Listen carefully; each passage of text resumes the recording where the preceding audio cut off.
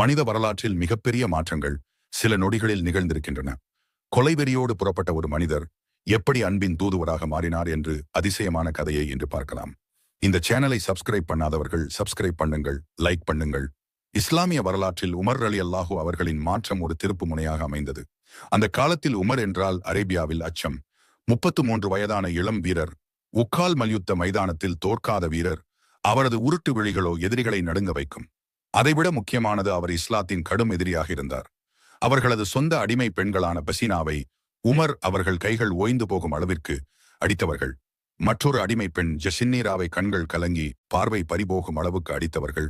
முகமது நபி ஸல்லல்லாஹு அலைஹி வஸல்லம் அவர்களை கொன்று அவர்களின் தலையை கொண்டு வருபவர்களுக்கு ஒரு 100 செந்நிற ஓட்டங்களை தருவதாக வாக்களித்த அபுஜஹலின் உறுதிமொழியை ஏற்று உமர் ரலியல்லாஹு அவர்கள் உரையிலிருந்து வாளை எடுத்து அவர்களது தலையை எடுக்காமல் இந்த வாழ் உரைக்குள் போகாது என்று சபதமிட்டு சென்று கொண்டிருந்த நேரத்தில் அதை கண்ட நூஜம் இப்னு அப்துல்லாஹ் ரலியல்லாஹு அவர்கள் கூறினார்கள், உமரே, உனது தங்கை பாத்திமாவும் உனது மைத்துனரும் இஸ்லாத்தை ஏற்றுக்கொண்டார்கள் என்ற செய்தியை அவர்களிடம் சொன்னார்.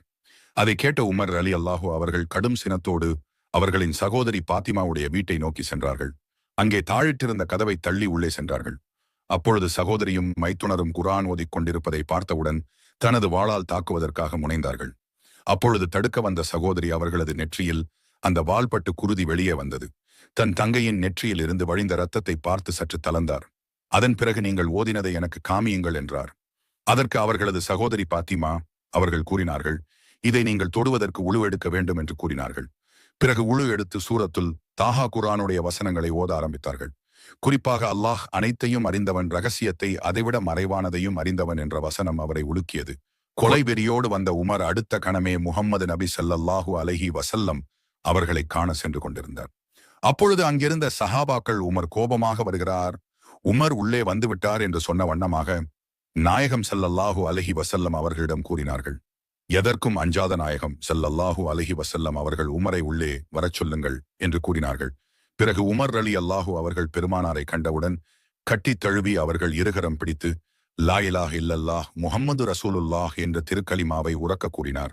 பின்னர் உமர் ரலியல்லாஹு அவர்கள் இஸ்லாத்தில் 2வது கலீஃபாக உயர்ந்தார். அவரது நீதி நேர்மை இன்றும் உலகெங்கும் பேசப்படுகிறது.